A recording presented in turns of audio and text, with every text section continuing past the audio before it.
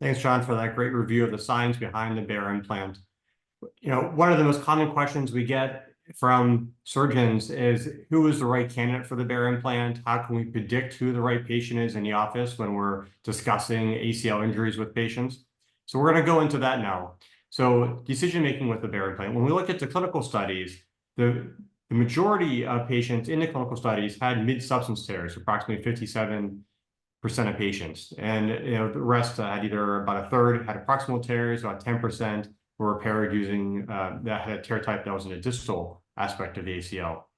So we are asking the question with our own patients, does the stump size matter? And how well can the MRI be what's the predictive value of preoperative MRI in the prediction of an ACL tear type?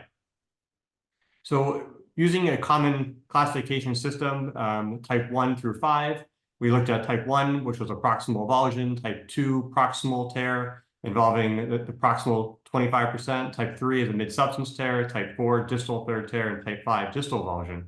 We went back through all of our BEAR surgeries since 2020, and these were blinded, the MRIs were blinded, and then we looked at our intraoperative records to see what the tear type would be classified at time of arthroscopy. And the two surgeons in the study were myself and Dr. McMillan from Virtual Health. Again, these were all patients, consecutive series from 2020 to 2023. And looking at my results, I had 34 patients that were included in the study. The majorities were ski injuries, and the others either non-sport or soccer is also a common mechanism. Average age was 31 in this cohort. And interestingly, we found that MRI predicted the ACL tear type in only 56% of patients. Most patients on the table on the right, you can see it, most patients on MRI had a type 2 classification, so involving that, not a proximal avulsion, but the upper 25%. Compared to the arthroscopic findings showed that the majority were actually more of an avulsion type involving, as an avulsion as opposed to the top 25%. In over 90% of these inaccurate predictions, at time of arthroscopy, the tear type was determined to be more proximal and even more amenable to repair than I predicted on the preoperative MRI.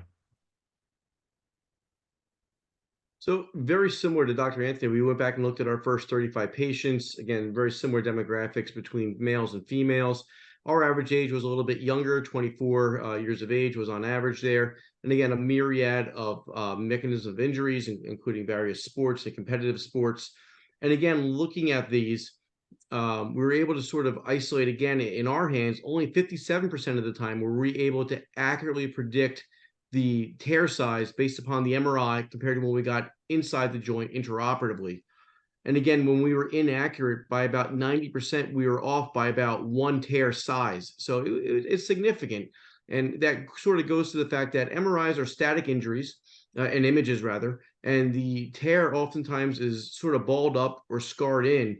And once we get into the knee joint, there's things that we can do to sort of elongate that ACL that the MRI sort of hides from us.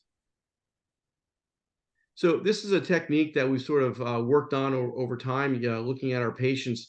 And one of the ways that we're able to overcome sort of these ACLs that look sort of shriveled up or scarred in on the MRI is we take time to meticulously tease away the ACL stump.